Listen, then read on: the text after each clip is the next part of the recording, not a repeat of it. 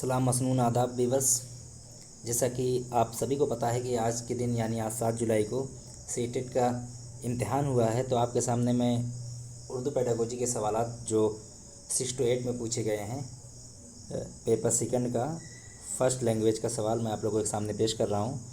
तो जैसा कि हर किसी को पता है कि जो इक़्तिबासात के सवाल आते हैं तो अक्सर बेशतर वो सही होते हैं, हर कोई उनको आसानी से हल ही कर लेता है। तो मैं वक्त को ज़ाय किए बगैर मैं सिर्फ़ और सिर्फ आपको पेडागोजी के सवालात आपके सामने हल कराऊंगा। तो आप लोगों का ज़्यादा वक्त ना लेते हुए मैं सीधे ही सवाल पे पहुंचता हूं। तो पेडागोजी का जो सवाल है वो पहला सवाल देख लीजिए। पहला सवाल कह रहा है इसमें कि भलाई का मुतज़ाद क्या है। इसमें ऑप्शन देखिए। सबसे पहला है कि भलाई का मुतज़ाद क्या है। ऑप्शन दिया हुआ है अच्छाई, नेकी, बुराई और बदी। मुतज़ाद का मतलब ही होता है कि उल्टा, तो भलाई का उल्टा जो होगा वो बुराई होगा। तो इस तरीके से इसका ये सवाल नंबर 105 का तीसरा ऑप्शन सही है। दूसरे सवाल में कह रहा है कि स्कूल को आमेज़शी, यहाँ गलत लिखा हुआ है, आमोज़शी होना चाहिए था। स्कूल को आमोज़शी कसीर लिसानियात पर अमल करना चाहिए क्योंकि ये पहली ज़ुबान के फ़रोग़ में मुआविन होता है, बच्चे की ज़ुबान और सकाफ़त को अहमियत देता है, दूसरी ज़ुबान के तौर पर अंग्रेज़ी की तदरीस को अहमियत देता है, बच्चे की ज़ुबान ना कि सकाफ़त को फ़रोग़ देता है। तो इस तरीके से अगर देखा जाए तो इसमें चौथा ऑप्शन तो ये गलत है। दूसरी ज़ुबान के तौर पर अंग्रेज़ी की तदरीस को अहमियत देता है, ये भी नहीं है। पहली ज़ुबान के फ़रोग़ में मुआविन होता है, ये भी नहीं है। तो इस तरीके से इस सवाल का जो सही ऑप्शन हो जाएगा वो ऑप्शन नंबर 2 यानी दूसरा 106 का दूसरा सही हो जाएगा। बढ़ते हैं अगले सवाल की तरफ। अगला सवाल जो पूछा हुआ था वो कॉलम बना करके पूछा हुआ था, जो कि ये एक नया तरीका आ गया उर्दू में। इससे पहले बहुत ही कम देखने को ऐसे सवालात मिलते थे। तो इसमें मैं ज़्यादा नहीं बताऊँगा। सबसे पहले देख लीजिए आप, यहाँ पर जो दिया हुआ है वेस्ट का नया तरीका, ये वेस्ट का नया तरीका ये होता है खामोशी मुताला।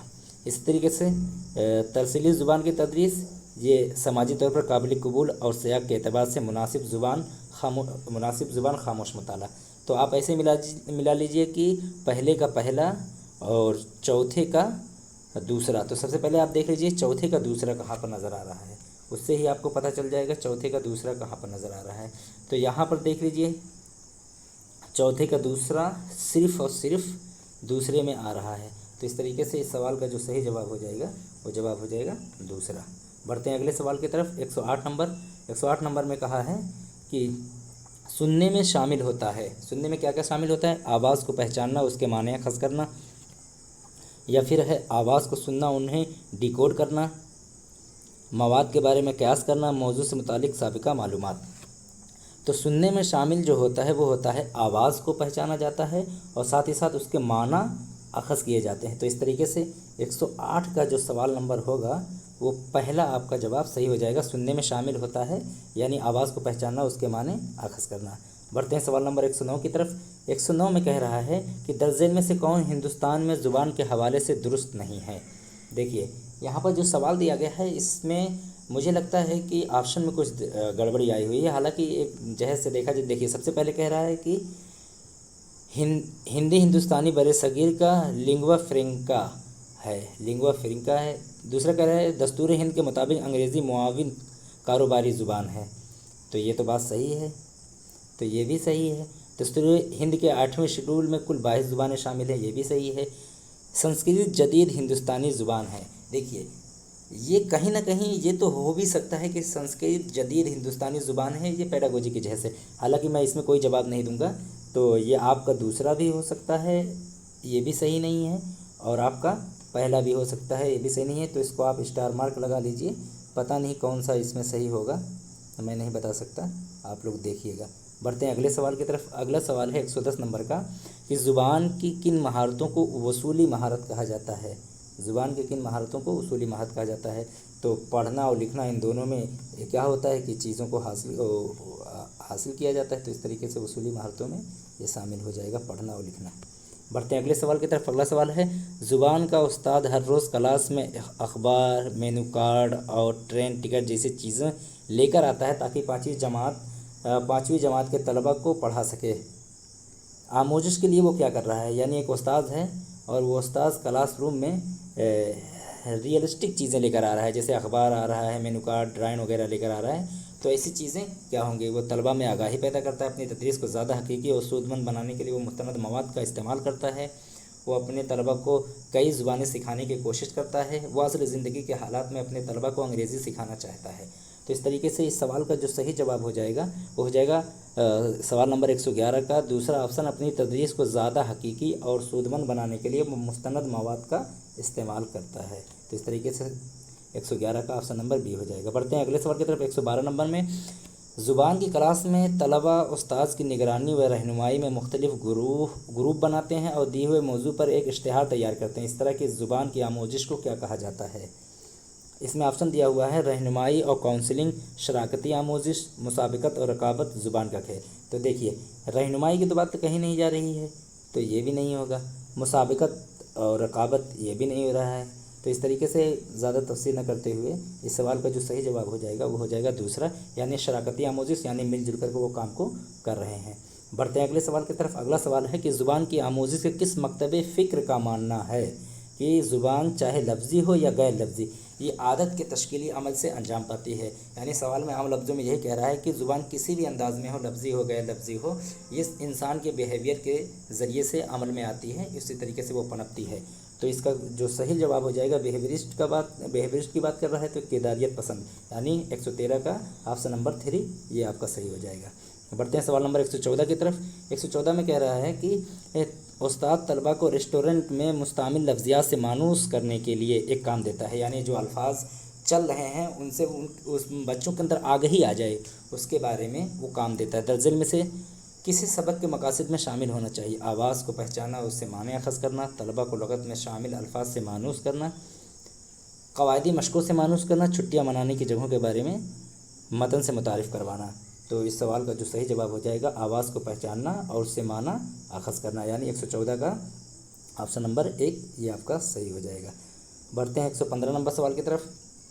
115 نمبر میں کہہ رہا ہے کہ ہندوستان میں کثیر لسانیت کا مقصد اساتذہ کو سمجھانا چاہیے کہ، یعنی ہندوستان میں ملٹی لینگویج کی بات جو کہی جا رہی ہے اس کا مقصد کیا ہونا چاہیے؟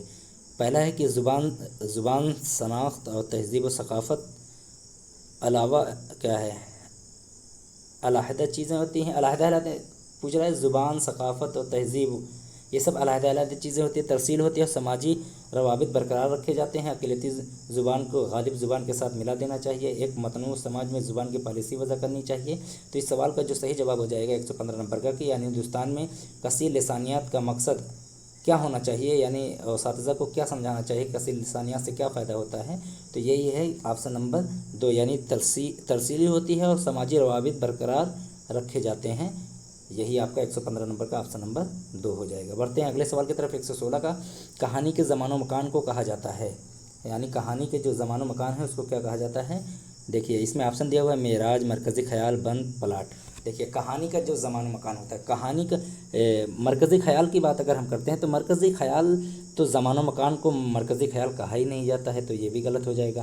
کہانی کا جو مرکزی خیال ہوتا ہے اسی کو معراج ہی کہتے ہیں، پلاٹ بھی نہیں ہوگا، تو آپ کا ایک ہی آپشن بچ رہا ہے، اس کو بند بولتے ہیں۔ تو اس طریقے سے کہانی کے زمان و مکان کو کیا کہا جائے گا؟ بند کہا جائے گا، جو آپشن نمبر 3 ہے۔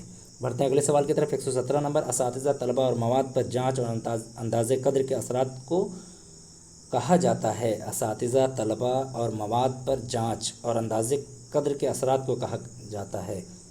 تقویت، ذخیرہ کے اثرات، واش بیک کے اثرات، کلاس روم کے اثرات۔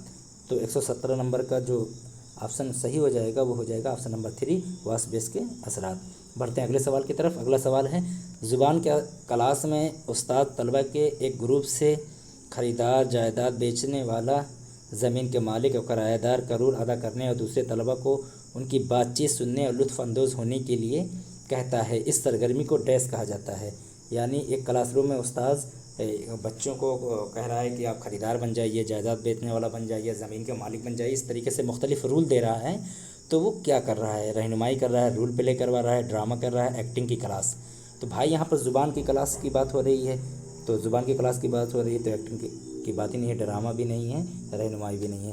تو اس سوال کا جو صحیح جواب ہو جائے گا وہ آپ کا ہو جائے گا 118 کا آپشن نمبر 2، یعنی رول پلے۔ بڑھتے ہیں اگلے سوال کی طرف۔ 119 ترنم، لب و لہجہ، زیر و زیر اور آہنگ جیسے لسانی عمل کو کہا جاتا ہے۔ دیکھیے اگر یہاں پر صرف ترنم لب و لہجہ کی بات کہی جاتی تو کہیں نہ کہیں آپ صوتیات کی طرف جا سکتے تھے، لیکن یہاں پر زیر و زیر اور آہنگ جیسے، یعنی زیر و زیر نہیں ہونا چاہیے، زیر و زبر ہونا چاہیے، تو اگر ان کی بات کہی جا رہی ہے تو بلا شبہ آپ جا سکتے ہیں عروض کی طرف، یعنی ترنم لب و لہجہ زیر و زبر اور آہنگ جیسے لسانی عمل کو علم عروض کہا جاتا ہے، یعنی عروض کہا جاتا ہے۔ تو 119 کا آپشن نمبر بی آپ کا ہو جائے گا۔